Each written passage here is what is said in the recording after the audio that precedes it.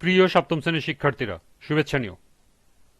আজকে আমি তোমাদের বাংলাদেশ ও বিশ্ব পরিচয় বিষয়ের নতুন বই থেকে ষষ্ঠ অধ্যায় বাংলাদেশের জলবায়ু এর ৬০ পৃষ্ঠার পার্ট ৪-এর কাজ সমাধান করে দেব।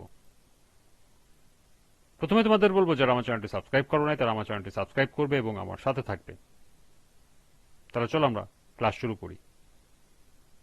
বাংলাদেশ ও বিশ্ব পরিচয় ষষ্ঠ অধ্যায় পার্ট ৪-এর কাজ।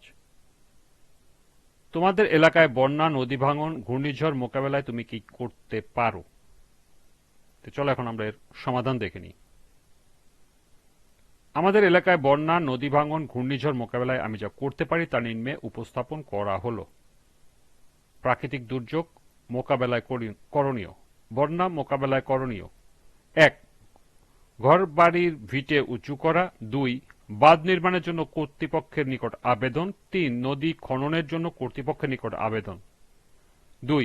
নদী ভাঙন মোকাবেলায় করণীয়: নদীর পাড়ে গাছ লাগানো, নদীর পাড় সংরক্ষণ করা এবং ৩ নম্বর হল নিয়মিত নদী খননের জন্য কর্তৃপক্ষের নিকট আবেদন করা। এরপর ঘূর্ণিঝড় মোকাবেলায় করণীয়: ১.